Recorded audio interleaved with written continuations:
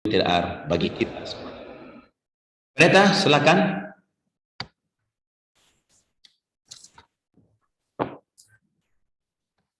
Baik, selamat malam, selamat sahabat untuk kita semua. Pada malam ini kita akan mempelajari firman Tuhan atau pekabaran pada bersamaan ini.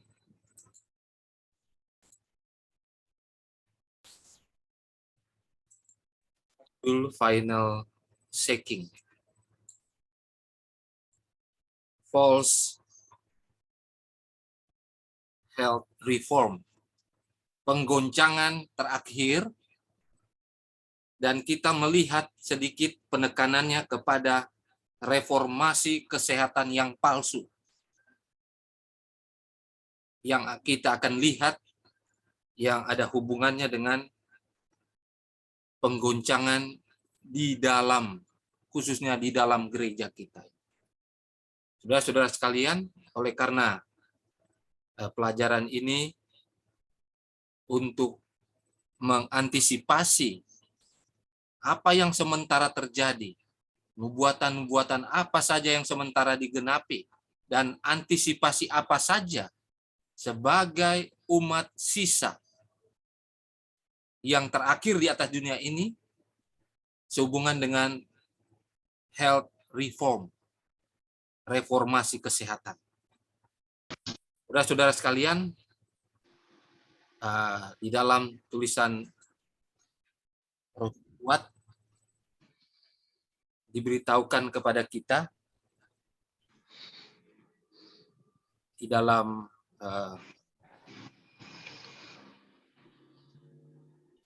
early writings dan juga testimonies, dikatakan penggoncangan yang hebat telah dimulai dan akan berlangsung terus, dan semua akan digoncang keluar, yaitu mereka yang tidak mau mengambil pendirian dan tidak rela berdiri pada kebenaran dan tidak berkorban bagi pekerjaannya. Saudara, Sister White sudah melihat dari tahun 1850-an di dalam gereja Tuhan, penggoncangan itu sementara terjadi. Dan tahun 1862 dalam buku Testimonies jilid yang pertama juga dikonfirmasi kembali bahwa kita sekarang menurut Sister White berada pada masa penggoncangan itu. Dan tentunya sampai sekarang ini penggoncangan itu berjalan terus. Karena kita umat-umat Tuhan, tentu kita melihat dari sudut umat-umat Tuhan sendiri, the Seventh Day Adventist. Saudara-saudara sekalian, saya mengharapkan kita memiliki kedewasaan iman. Ketika mempelajari pelajaran pada malam hari ini, saudara melihat dari sisi yang positif. Kalau saudara melihat dari sisi yang negatif, saudara bisa-bisa tergoncang juga keluar. Jadi pelajaran pada malam ini tidak mendiskreditkan siapa-siapa. Justru akan menguatkan iman saudara-saudara sekalian. Sesungguhnya kita sementara masuk di dalam penggenapan nubuatan yang kita sudah pelajari dari waktu ke waktu.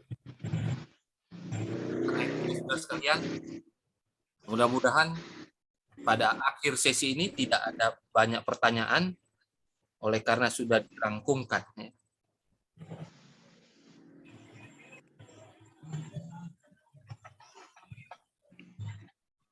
Jadi penggoncangan itu telah dimulai, dan memang kita sekarang berada pada masa penggoncangan, itu sudah pasti. Karena ini sejak zaman dalam spiritual gift, son and daughters of God, penyucian di dalam gereja juga ya. berlangsung. Oleh karena apa? Kita sudah masuk di dalam masa penghakiman. Sudah jelas hakiman sementara berlangsung, penyucian sudah pasti harus terjadi.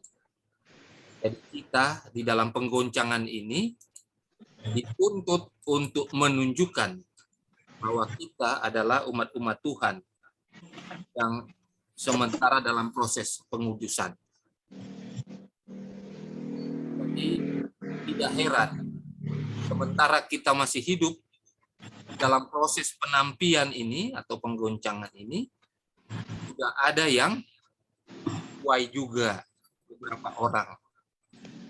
Ya, beberapa orang sudah dituai juga dalam artian mereka juga sudah tergoncang, bahkan sudah dimeterai secara khusus, meterai untuk mengikuti kelompok-kelompok yang pro kepada binatang dan patungnya, yang telah memiliki yang sudah memiliki meterai Tuhan. Ya. Sebelum saya lanjutkan, saudara-saudara yang masih belum di-mute, tolong di-mute dulu supaya tidak terganggu ya. Saudara yang masih di-mute, tolong di-unmute dulu supaya tidak terganggu.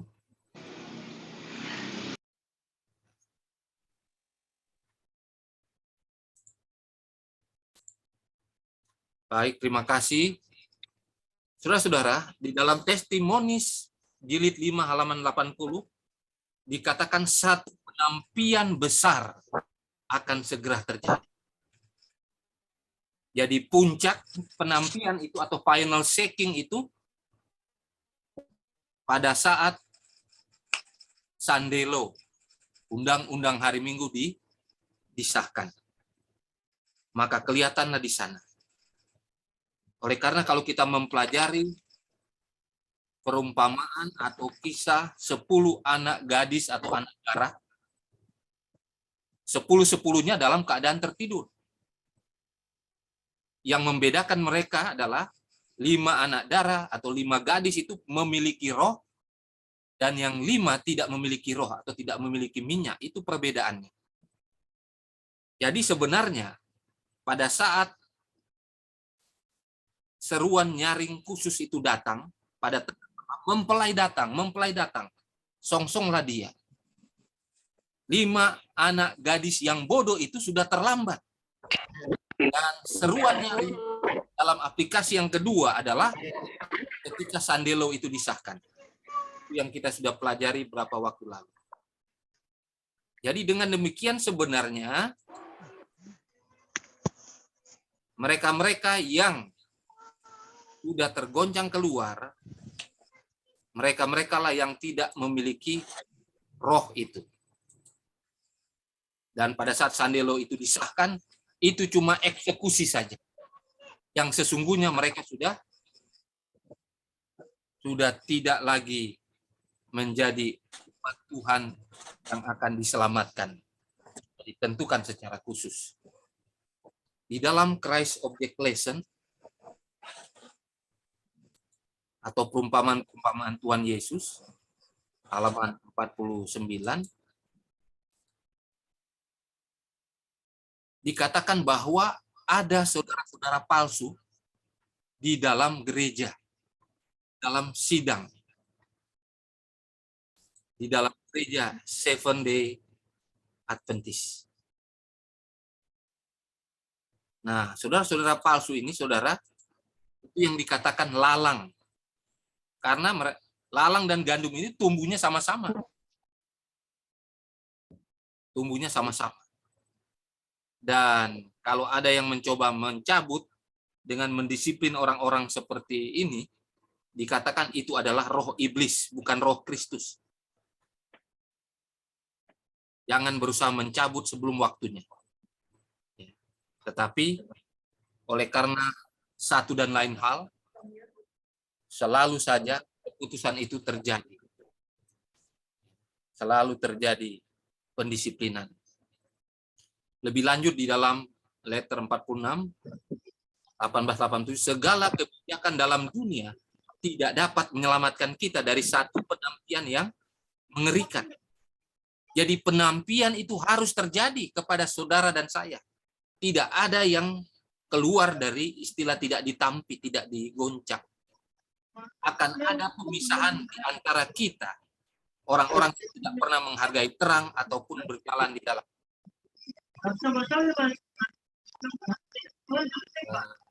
Tolong saudara-saudara yang masih belum di-unmute, tolong di-unmute dulu ya. Tolong di-mute dulu. Supaya tidak terganggu ya. Jadi di dalam gereja ada saudara-saudara di mana mereka tidak pernah menghargai terang atau berjalan di dalamnya. Sebenarnya orang-orang seperti ini mereka sudah ditampi keluar, tetapi diizinkan ada di dalam gereja. Dan mereka ini adalah alat yang paling kuat.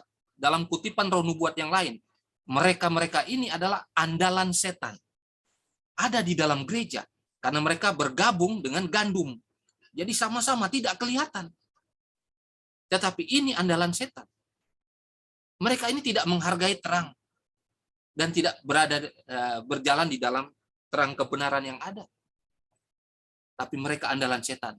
Dan sulit untuk melihat orang-orang seperti ini. Tetapi mereka ada di dalam, saudara-saudara. Mereka ada di dalam. Inilah agen-agen setan yang kita sudah pelajari di dalam sesi-sesi yang lalu ya.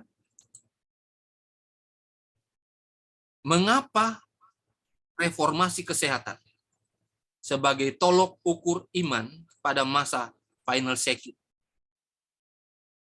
Kok bisa reformasi kesehatan itu dipakai untuk mengukur iman kita?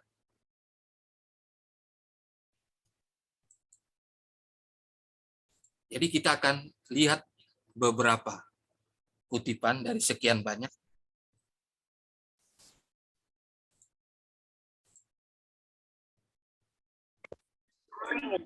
Ada sudah petingotan ya? Ya apa? Saudara sekalian yang masih belum di-mute, tolong di-mute ya. Tolong di-mute ya.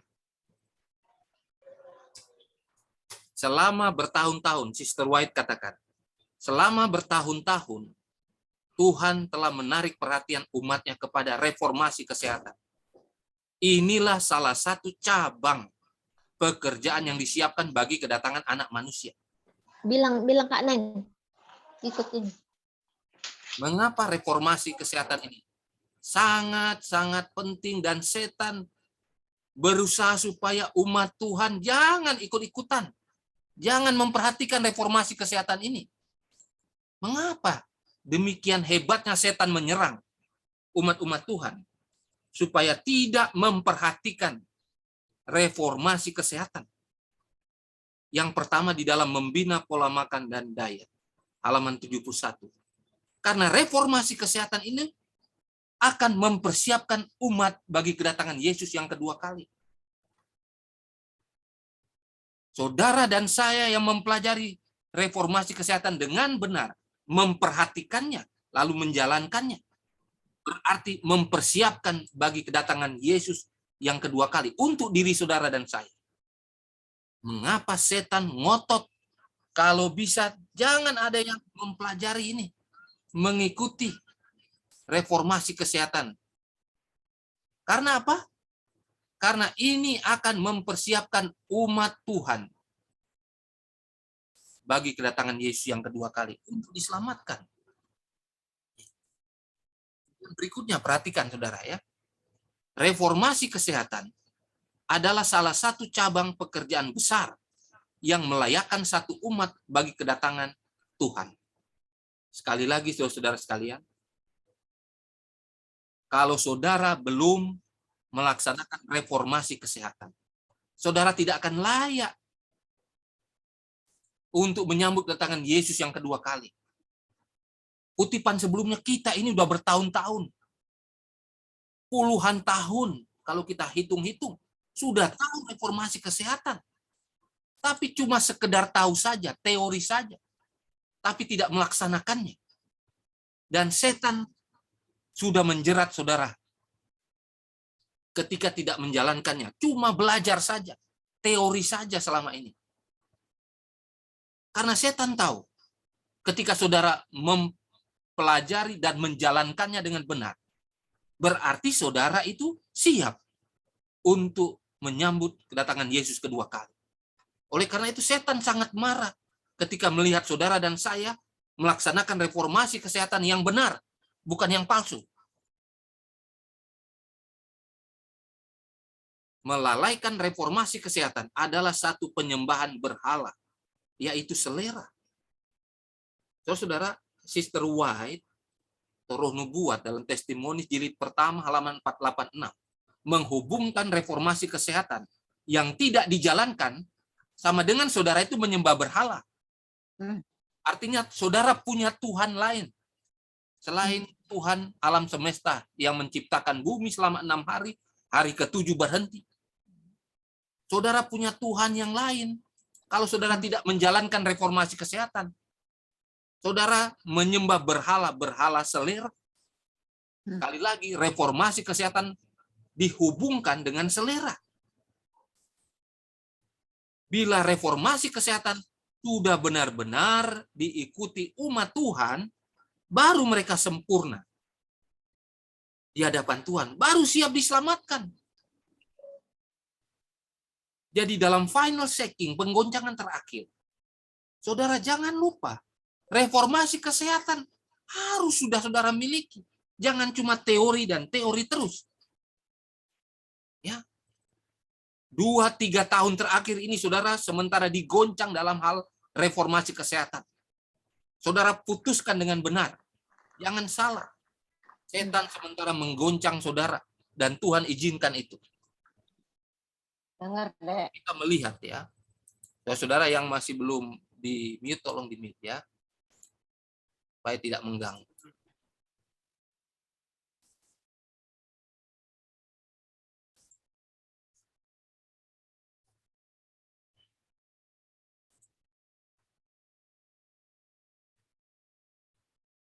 Saudara sekalian, dalam Testimoni jilid yang pertama, 289. Apapun yang membuat hati tidak lagi mencintai Allah, dengan segenap hati dianggap berhala. Apapun itu. Jadi reformasi kesehatan itu apapun, karena dikatakan itu penyembahan berhala, yaitu selera. Yang dibilang berhala, apa saja yang di atas dunia ini. Yang berkaitan dengan saudara. Yang ada di jangkauan saudara.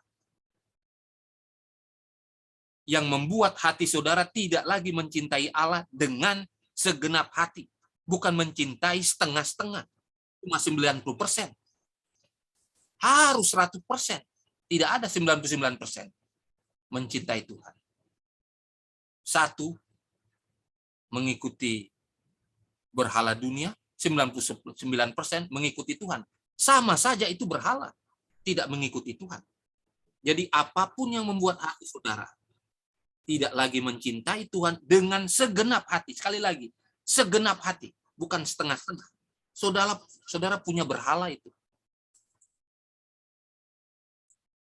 Saudara punya false health reform, reformasi kesehatan palsu itu. Councils on Diet and Foods, 233. Tuhan menuntut agar selera dibersihkan, penyangkalan diri dilakukan, dan itu harus dilakukan. Kalau tidak, sekali lagi, saudara tidak akan sempurna dikatakan sebagai umat Tuhan. Tidak akan siap waktu Yesus datang kedua kali.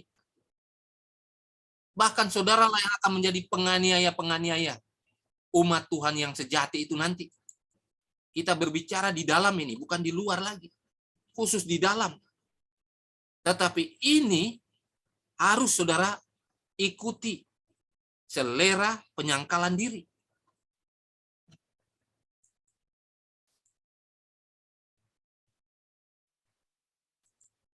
Bagi saudara-saudara yang masih mungkin mengkonsumsi daging, saya mohon maaf, saya harus nyatakan ini. Saya tidak mau di antara saudara ada yang tidak selamat. karena secara teori saja mengetahui, tetapi di dalam prakteknya tidak dijalankan. Saudara sudah puluhan tahun dalam kebenaran, tapi saudara cuma teori saja, nanti. Saya harus mengulang kembali. Daging akan dihentikan menjadi bagian dari makanan mereka. Siapa mereka? Umat Tuhan. Kita harus selalu menjaga tujuan ini. Harus. Jangan cuma tunggu-tunggu. Sudah 20 tahun, 30 tahun, 40 tahun, 50 tahun. Bahkan ada yang 60 tahun dalam kebenaran. Masih makan-makan daging, saudara. Kita harus jaga selalu tujuan kita ini. Berusaha untuk bekerja dengan mantap ke arah ini. Di antara mereka yang menunggu kedatangan Tuhan, daging akhirnya akan dihentikan. Kita selalu beralasan, nanti kita akan bertarak, kita akan hentikan makanan ini. Nantinya sampai kapan? Saudara sudah 40 tahun dalam kebenaran, 30 tahun dalam kebenaran. Udah lama itu, saudara. Jangan-jangan kuasa untuk penyangkalan diri dalam hal makanan selera ini, saudara sudah kalah. Itu yang ditakutkan. Jangan lupa. Saudara jangan masuk di dalam false health reform. Reformasi kesehatan yang palsu yang saudara tahu selama ini. Karena saudara cuma teori-teori saja. Tetapi tidak mempraktekannya, padahal saudara sudah masuk dalam jerat yang setan buat. Kita harus waspada, ya. Mengapa setan sangat giat menyerang reformasi kesehatan sekarang ini?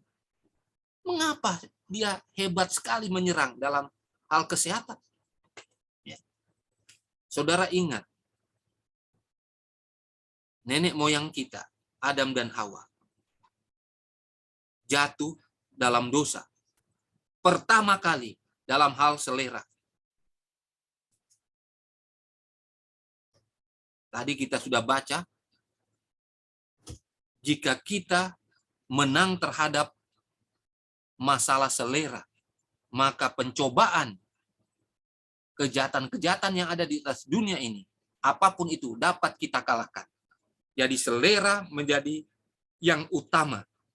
Jangan dibalik. Setan dapat melawan atau menjatuhkan Adam dan Hawa dalam hal selera. Tetapi ketika Yesus setelah 40 hari 40 malam berpuasa, setan coba untuk menjatuhkan Yesus dengan selera itu. Tapi Yesus menjawab dengan firman Tuhan. Dalam Matius 4 ayat 4 ada tertulis, manusia hidup bukan dari roti saja, tapi dari setiap firman yang keluar dari mulut Tuhan.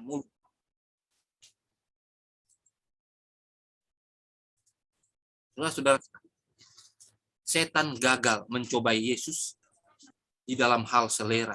Dan ketiga cobaan yang diberikan kepada Yesus, setan gagal semuanya.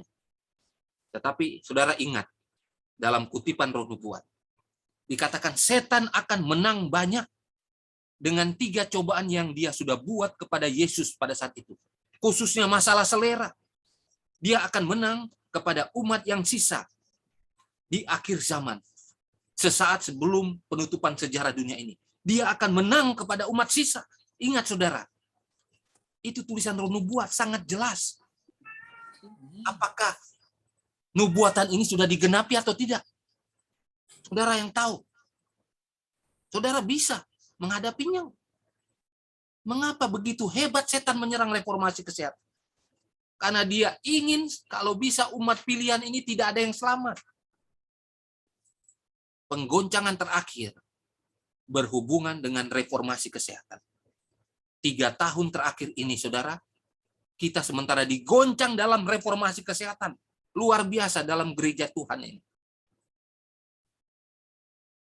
Saudara, tolong dibaca. Saudara hafal, saudara foto, silahkan. Medical Ministry, halaman 12. Pengaruh kuasa Roh Kudus adalah obat paling mujarab menyembuhkan apa? Penyakit. Ingat itu, saudara. Bicara tentang reformasi yang sebenarnya, yang berhubungan dengan kesehatan. Ingat, pengaruh kuasa Roh Kudus itu obat paling mujarab menyembuhkan penyakit. Bukan obat-obat yang lain yang kimia. Bukan jus sana, jus sini, enjus sana, enjus sini. Bukan itu. Surga adalah semuanya untuk menjadikan sehat. Dan semakin nyata pengaruh suasana surga, maka semakin pasti juga kesembuhan dari orang yang sakit, yang percaya. Saya mau menekankan di sini reformasi kesehatan. Ya, tentang kuasa Roh Kudus. Inilah obat paling mujarab. Sekali lagi, paling mujarab untuk menyembuhkan. Nggak ada yang lain. Nggak ada yang lain. Yang lain-lain itu cuma tambahan. Ketika Roh Kudus bekerja, membisikkan kepada saudara. Tentunya Roh Kudus tidak akan menyimpang dari apa yang sudah dituliskan dalam firman Tuhan dan tulisan Roh Tuhan. Pasti sama. Yang berikut, hidup seperti Yesus 293. Kesadaran akan melakukan hal yang benar. Ingat saudara. Kesadaran, sadar melakukan hal yang benar, bukan yang tidak benar. Itulah obat yang paling manjur bagi penyakit tubuh dan pikiran. Ingat saudara. Saudara sadar, sementara melakukan yang benar, itu obat yang paling manjur. Menyembuhkan penyakit tubuh. Bukan sadar dituntun orang-orang ini. Bukan sadar dituntun bos-bos kita, pimpinan dari saudara-saudara sekalian untuk mengikuti. Lalu saudara katakan, itu obat yang paling benar, paling manjur, paling benar. Salah. Itu false health reformation. Reformasi kesehatan yang palsu. Ketika saudara sadar dan melakukan hal yang benar, itulah obat paling manjur untuk penyakit tubuh dan pikiran. Seseorang yang memiliki ketenangan dan kedamaian Allah berada di jalur kesehatan. Bagaimana seseorang punya ketenangan dan kedamaian dari Allah? Dia berada di jalur kesehatan. Ketika dia sadar melakukan yang benar. Dia tahu salah, saudara. Lalu dibenar-benarkan. Itu palsu. Saudara sadar dengan hal yang benar, itulah obat paling mujarab. Kalau mau menyembuhkan penyakit dalam tubuh dan pikiran saudara. Itu jalur kesehatan yang Allah tentu. Dan ini harus menjadi bagian kita. Ya.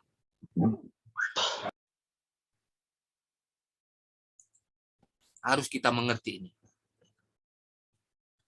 Tidak ada pertobatan sejati yang tidak melakukan reformasi. Benar.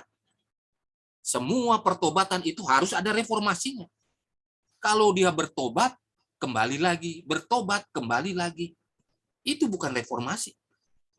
Reformasi selalu menuntun seseorang di dalam pertobatan. Pertobatan seseorang itu akan menuntun mereka kepada reformasi yang benar. Dalam hal ini kita berbicara tentang reformasi kesehatan. Sekali lagi kita hubungkan dengan kesehatan di dalam tubuh kita. Christ Object Lesson halaman 348. Dengan jarinya, jari Kristus, jari Tuhan, setiap urat, saraf, setiap otot, setiap panca indera yang telah dipercayakan kepada saudara dan saya, semua ini, urat-urat saraf, otot-otot panca indera kita, kalau kita salah menggunakan bagian kecil ini adalah pelanggaran terhadap hukum Allah. Saraf, otot, panca indera. Ini dipercayakan kepada saudara dan saya. Tapi waktu kita salah menggunakannya, kita melanggar hukum Allah. Kalau di dalam tubuh kita diisi sesuatu yang menjijikkan, yang mencelakakan, yang membuat tubuh kita keracunan, kita melanggar hukum Allah. Karena merusak urat-urat saraf, otot, panca indera. kita melanggar hukum Allah. Saudara perhatikan Testimoni jilid 3 halaman 164. Tugas pertama yang kita harus lakukan untuk Tuhan, untuk diri kita, kepada sesama adalah menurut hukum Allah, termasuk hukum kesehatan. Ya. Jadi hukum kesehatan itu sama dengan hukum Allah, sama. Hukum tubuh sebenarnya adalah hukum Allah. Membina pola makan dan diet. 209. Perhatikan, kesehatan dan hukum Allah itu sama. Itu hukum Allah juga. Mereka yang menyiarkan pekabaran harus mengajarkan reformasi kesehatan. Itulah satu pelajaran yang harus kita pahami. Agar kita bersedia menghadapi kejadian-kejadian yang akan datang. Jadi reformasi kesehatan ini sungguh sangat luar biasa. Mengapa begitu hebat, mengapa begitu gencarnya setan menyerang umat Tuhan. Jangan sampai menjalankan reformasi kesehatan. Selain melayakkan umat untuk datangan Tuhan kedua kali. Ketika kita melakukan reformasi kesehatan yang benar, bukan palsu, kita akan bersedia menghadapi kejadian-kejadian yang akan datang. Nyonya White menulis jauh hari sebelumnya. Dan apa yang dimaksudkan itu sementara terjadi sekarang-sekarang.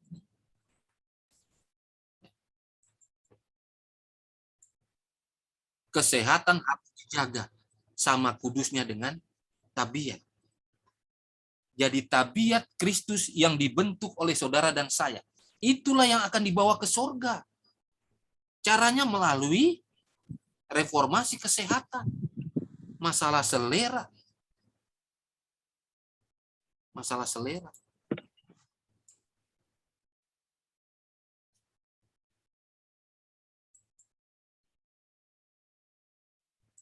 Saudara-saudara sekalian,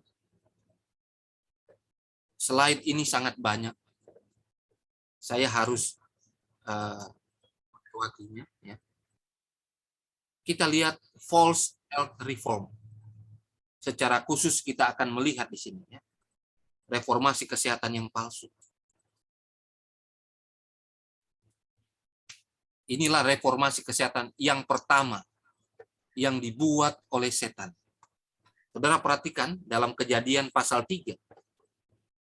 Yang digunakan oleh setan atau iblis adalah ular, binatang yang paling cerdik dari segala binatang di darat saat itu yang diciptakan Tuhan. Ular pada saat itu masih bisa terbang, ada sayap, dan penampilannya itu kalau kena cahaya itu keemasan, ya, kena cahaya, sangat cantik. Dan ini digunakan oleh setan untuk menjatuhkan manusia pada saat itu. Dan yang tergoda adalah Hawa atau perempuan itu. Perempuan itu berkata, buah pohon-pohonan dalam taman ini boleh kami makan. Tetapi tentang buah pohon yang ada di tengah-tengah taman, Allah berfirman, jangan kamu makan. Ataupun raba buah itu, nanti kamu mati. Inilah jawaban setan melalui ular. Yang cantik, paling cerdik saat itu. Ular kata kepada perempuan itu, sekali-kali kamu tidak akan mati. Tapi Allah mengetahui bahwa pada waktu kamu memakannya, matamu akan terbuka. Dan kamu akan menjadi seperti Allah. Tahu tentang yang baik dan yang jahat. Saudara-saudara, di mana reformasi kesehatan ini? Di mana false health reform di sini? Ini yang digunakan oleh setan lewat ular. Sekali-kali kamu tidak akan mati. Tapi kamu akan menjadi seperti Allah. Tahu tentang yang baik dan jahat. Benar terjadi demikian? Benar. Ketika Hawa sudah memakan buah itu, matanya terbuka. Dan dia tahu yang jahat juga. Dia seperti Allah. Kalau saja Hawa dan Adam tentunya memakan satu buah, ya, dia cuma makan sedikit saja, tetapi umurnya hampir 1000 tahun. Cuma sedikit saja. Kalau dia makan satu pohon, satu buah maksud saya, maka dia akan hidup di dalam dosa selama-lamanya. Tidak akan mati-mati. Cuma makan sedikit. Jadi apa yang dikatakan oleh iblis, oleh setan melalui ular itu benar. Sekali-kali kamu tidak akan mati. Inilah prinsip yang digunakan oleh setan. Dan itu digunakan kepada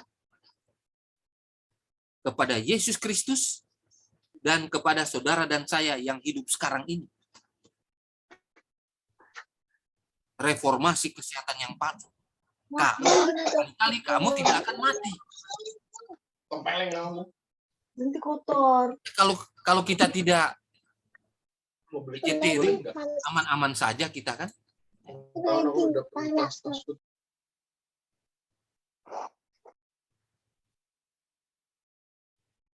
Kita sehat-sehat saja, nggak mati kok. Aman-aman saja, malah kuat kita. Dan seterusnya. Kalau kita tidak mengikuti New Start, 8 obat alami yang Tuhan berikan di dalam tulisan Roh Nubuat, katakan. Kalau kita cuma jalankan setengah-setengah, sedikit-sedikit saja, enggak masalah kok. Enggak mati kita. Sehat-sehat saja. Prinsip yang digunakan oleh setan kepada Hawa, kepada Adam dan Hawa, itu juga digunakan sekarang ini. Dan yang lebih hebat, saudara, setan menggunakan sesuatu yang paling cerdik yang akan menjatuhkan saudara. Sesuatu yang paling cerdik. Siapa yang paling cerdik? Kita berbicara di dalam gereja Tuhan. Yang pertama, Seventh-day Adventist adalah yang paling cerdik, paling pintar di dalam pembahasan Alkitab dan Roh Nubuat. Saudara dan saya dapat digunakan untuk membuat reformasi kesehatan yang palsu. Bahkan menggunakan ayat-ayat Alkitab, Roh Nubuat yang diselewengkan, tidak dalam konteks yang sebenarnya. Sekali-kali kamu tidak akan mati. Kamu akan menjadi seperti Allah, tahu tentang yang baik dan yang jahat. Prinsip ini digunakan oleh setan. Dia akan gunakan yang paling cerdik. Kalau di kalangan umat-umat Tuhan, the Seventh-day Adventist, siapa yang paling cerdik?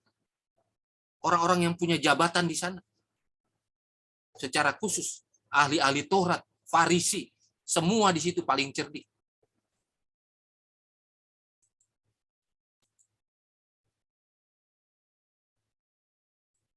Satu Korintus 6, ayat 19-20. Tidak tahukah kamu bahwa tubuhmu adalah bait Roh Kudus yang diam di dalam kamu? Roh Kudus yang kamu peroleh dari Tuhan, dari Allah. Jadi kita ini bukan milik kita sendiri. Mengapa kita tidak berhak dengan diri kita sendiri? Karena kita telah dibeli dengan harga yang lunas dibayar. Ketika Yesus Kristus mati di kayu salib, dia berhak atas tubuh saudara. Saudara dan saya. Karena itu saudara, muliakan Allah dengan tubuh kita. Sebenarnya tubuh kita ini bukan milik kita juga. Dalam konteks yang ada di dalam ayat ini, yang menjadi Tuhan kita sebenarnya adalah Yesus Kristus. Karena kita ini budak dosa. Kuasai oleh setan yang lalu. Tetapi sudah diambil alih, sudah ditebus oleh Yesus. Jadi Tuhan kita, majikan kita yang baru adalah Yesus Kristus. Jadi kita nggak ada hak lagi sebenarnya dengan tubuh kita. Tetapi disayangkan, kehidupan kita, tubuh kita, sudah tidak seperti yang dimaksudkan. Sudah banyak dirusak. Reformasi kesehatan palsu sudah banyak diikuti. Ya. Kalau kita ikutin 8 reformasi kesehatan dalam masalah makanan, ya olahraga, minuman yang kita minum, warna-warna kan, jarang yang terang. Sinar matahari yang Tuhan berikan gratis, nggak dipakai. Cuma habis waktu di kantor. False health reform terjadi kepada umat-umat Tuhan. Dan setan sangat senang untuk hal-hal seperti ini. Istirahat kita, yang penting istirahat. Tidak istirahat malam, kita siang-siang bisa istirahat, kita gantikan. Dibalikan, diputarbalikkan. Reformasi kesehatan yang sebenarnya digantikan dengan yang palsu. Yang kelihatannya aman-aman saja, nyaman-nyaman saja.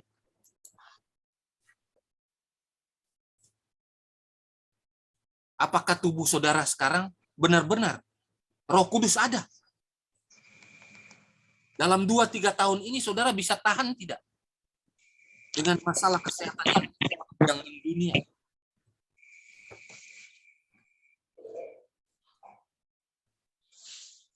Iman saya secara pribadi akan menjaga tubuh saya ini tidak tercemar dengan hal-hal yang membahayakan tubuh saya. Karena Roh Kudus ada di dalamnya. Bagaimana Roh Kudus mau tinggal? Saudara merusak tubuh. Dengan semua hal-hal yang ada. Obat-obatan yang tidak perlu. Dan hal-hal yang merusak lainnya.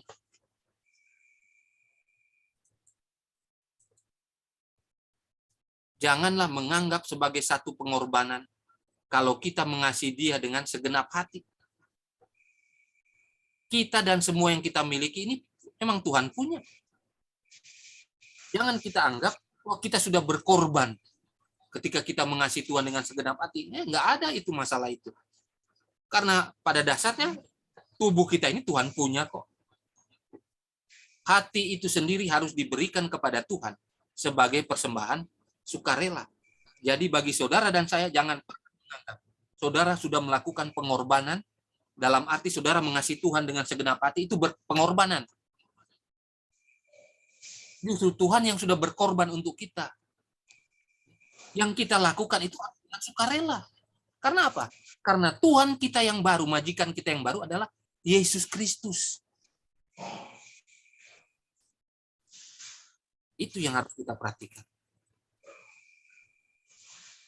Tubuh adalah satu-satunya perantara dengan mana pikiran dan jiwa dikembangkan untuk pembentukan tabiat. Kalau tubuh sudah rusak, sudah dimasuki yang jahat, yang menjijikkan, apakah tabiat kita itu akan terbentuk semakin sempurna seperti Kristus? Mengapa reformasi kesehatan ini dihubungkan dengan penggoncangan terakhir? Dan ini penentu untuk keselamatan saudara sekarang ini.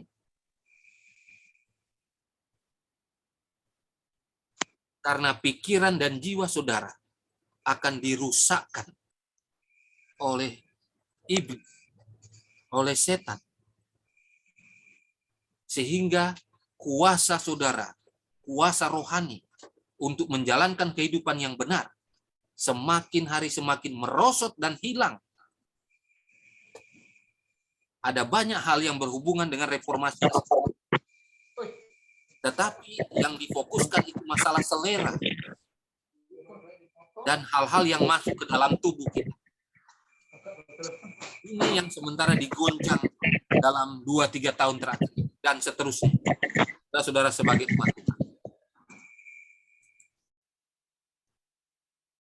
Kita harus jaga.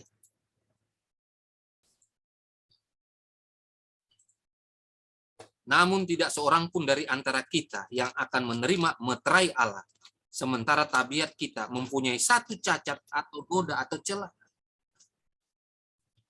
Inilah hubungannya reformasi kesehatan dengan final checking dan juga pemeteraian. Kalau tabiat saudara tidak sempurna, ada satu cacat, satu noda, saudara tidak akan dimeterai. Reformasi kesehatan menyiapkan saudara untuk memiliki tabiat seperti Kristus yang siap untuk dimeteraikan. Tidak ada seorang pun di antara saudara dan saya yang akan menerima meterai Allah kalau reformasi kesehatan tidak dijalankan. Itu maksudnya. Tabiat saudara tidak akan terbentuk seperti Kristus karena ada cacat di sana. Cacat apa? Masalah selera. Cacat apa? Saudara menerima hal-hal yang merusak dalam tubuh. Dari 8 reformasi kesehatan yang ada, yang sudah diberikan.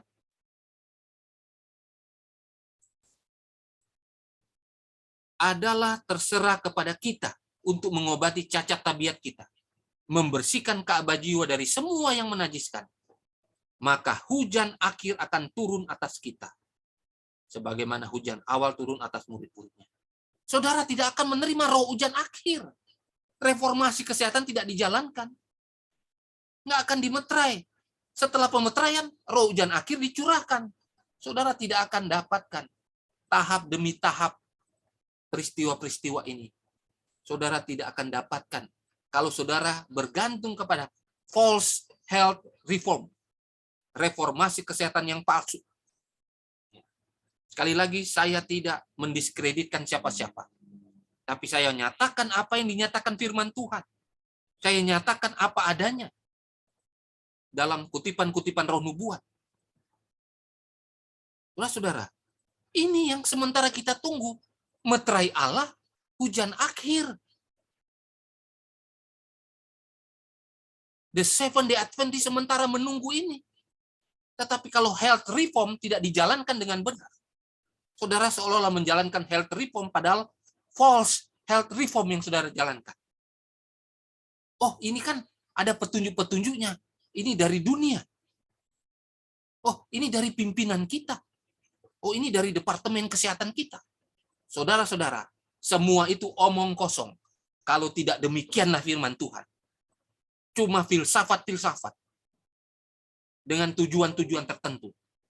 Saudara sementara digiring kepada kebinasaan.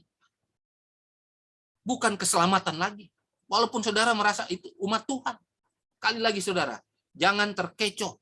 Jangan tergoncang iman saudara dengan propaganda-propaganda yang diberikan. Seolah-olah itu mengatasnamakan kemanusiaan, agama, dan lain sebagainya. Jangan saudara. Saudara kembalilah kepada demikian firman Tuhan. Dan juga tulisan roh nubuat untuk umat yang sisa terakhir. Selected Messages 387, jilid 3. Hanya mereka yang adalah murid Alkitab setia, mengasihi kebenaran, akan terlindung dari penipuan besar. Saudara yang mempelajari firman Tuhan dengan setia, mengasihi kebenaran, tidak peduli, pagi, siang, malam, saudara menyelidiki firman Tuhan, dan mendengarkan dari hamba-hamba Tuhan, pekabaran-pekabaran yang menguatkan saudara, mempersiapkan saudara bagi kedatangan Yesus kedua kali. Hanya saudara yang siap menghadapi penipuan-penipuan setan yang begitu hebat dari waktu ke waktu. Kalau saudara tidak belajar firman Tuhan, saudara akan tertipu. Yang sangat disayangkan, penipuan-penipuan yang datang, yang sebenarnya dari setan, tetapi agen-agennya adalah umat-umat Tuhan dalam tanda kutip. Lalang-lalang yang ada dalam gereja. Karena gandum dan lalang sama-sama tumbuh. Lalang inilah yang digunakan tanpa disadari oleh gandum-gandum yang ada. Dalam Roma 12 ayat 2, jangan kamu menjadi serupa dengan dunia ini, tapi berubahlah oleh pembaruan budimu. Ini adalah pertobatan. Sehingga kamu dapat bedakan mana kehendak Allah, mana yang baik, berkenan pada Allah, sempurna. Kalau saudara masih berpikir-pikir dunia, berkompromi dengan dunia, maka pembaruan budi atau pertobatan yang sungguh atau reformasi di dalam kehidupan saudara dan revival juga, kebangunan rohani, tidak akan terjadi. Ketika saudara dapat membedakan kehendak Allah dan kehendak manusia, saudara dapat membedakan yang baik, yang berkenan kepada Allah, yang sempurna, dan yang tidak, berarti saudara masuk di dalam pembaharuan budi. pertobatan yang sungguh. Roh Kudus menguasai saudara. Saudara bisa membedakan ini palsu, ini yang benar. Ini reformasi palsu, ini reformasi yang benar. Selagi saudara tidak bisa membedakan, maka setan akan menyerang saudara, mencari titik kelemahan saudara, dia masuk di sana. Dari 8 reformasi, dan secara umum ada 90-an reformasi kesehatan yang lain. Dia akan masuk di salah satu saja, saudara jatuh. Bagaimana saudara bisa menang? Belajar, minta berkat kuasa dari Tuhan. Minta roh supaya saudara memiliki kuasa untuk melawan semuanya. Tapi kalau saudara cuma teori saja, tidak menjalankannya, maka kuasa itu tidak akan pernah saudara dapatkan. Jangan sampai sebaliknya. Saudara dipakai oleh agen kejahatan, oleh iblis, oleh setan. Menjadi alat yang ampuh. Ketika saudara menjalankan reformasi kesehatan yang benar, karena ini berhubungan dengan tabiat Kristus yang dibentuk, berhubungan dengan persiapan kita untuk kedatangan Yesus yang kedua kali. Dalam Matius 10:22 katakan, kamu akan dibenci semua orang oleh karena namaku. Tapi jangan lupa ada janji Tuhan. Tapi orang yang bertahan sampai pada kesudahan akan selamat. Paulus katakan, sorga dibandingkan dengan kesusahan, penderitaan yang kita terima di dunia ini tidak sebanding. Sangat kecil masalah penderitaan yang kita alami. Ketika kita dibenci oleh karena kebenaran Kristus, karena kita melakukan reformasi kesehatan yang benar, saudara pasti akan dibenci oleh kelompok-kelompok setan ini. Oleh lalang, oleh grup binatang patung, dan yang menerima tanda binatang. Tapi saudara, ketika kita bertahan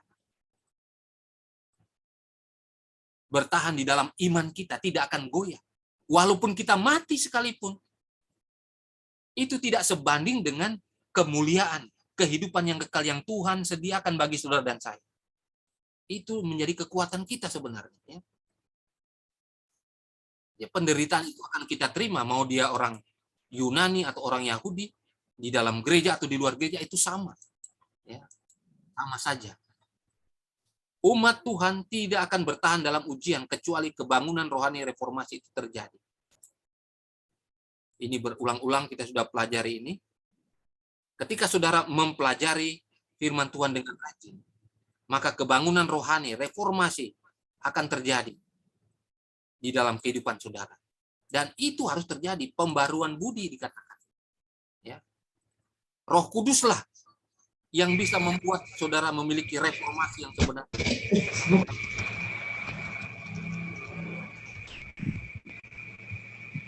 Jika saudara benar-benar menjalankan reformasi, maka itulah yang akan membawa saudara kepada keselamatan dan kehidupan yang kekal. Reformasi yang sebenarnya. Saudara-saudara, karena pelajaran ini sudah banyak hamba-hamba Tuhan berikan, saya cuma menyimpulkan beberapa saja, sekaligus ada 1-2 kutipan yang boleh menguatkan kita.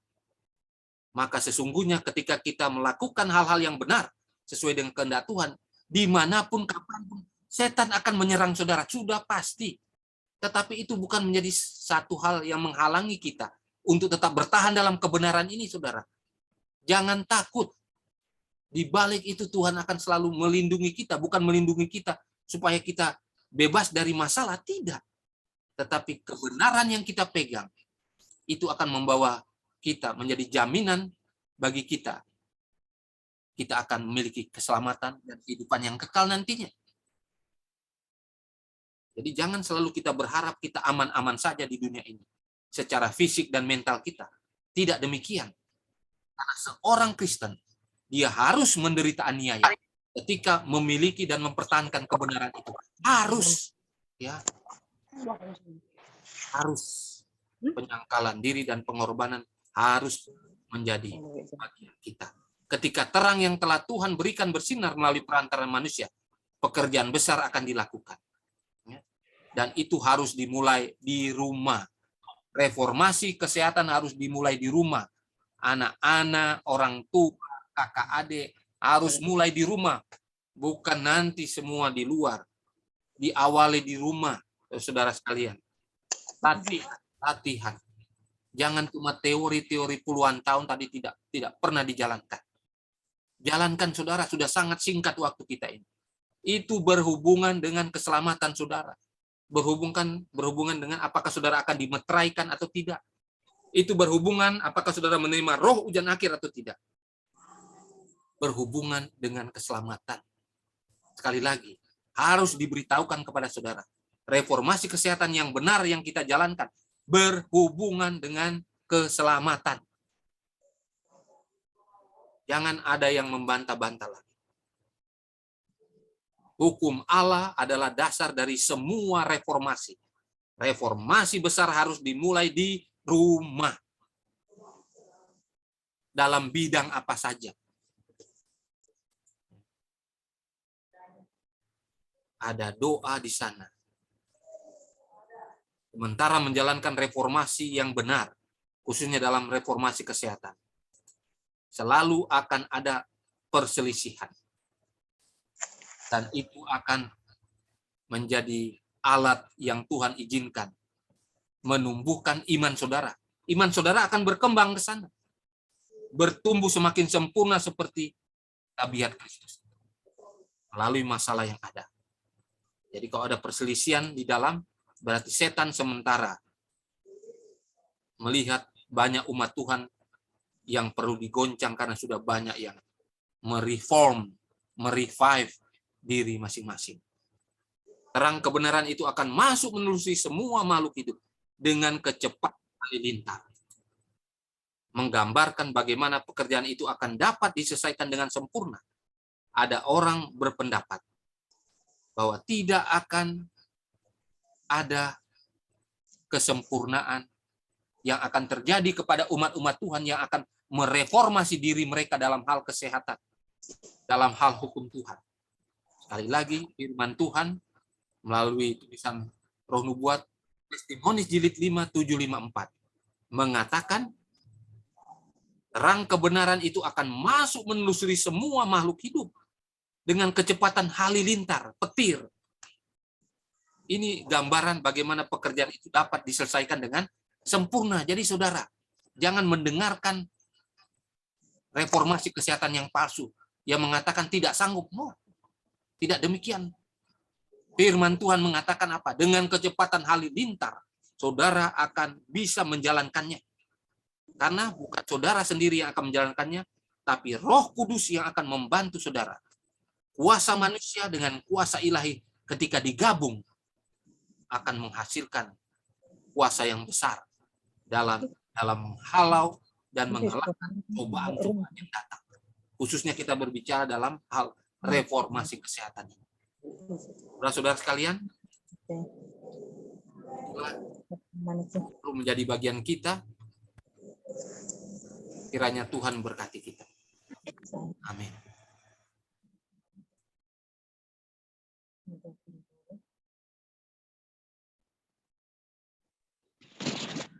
Amin. Terima kasih.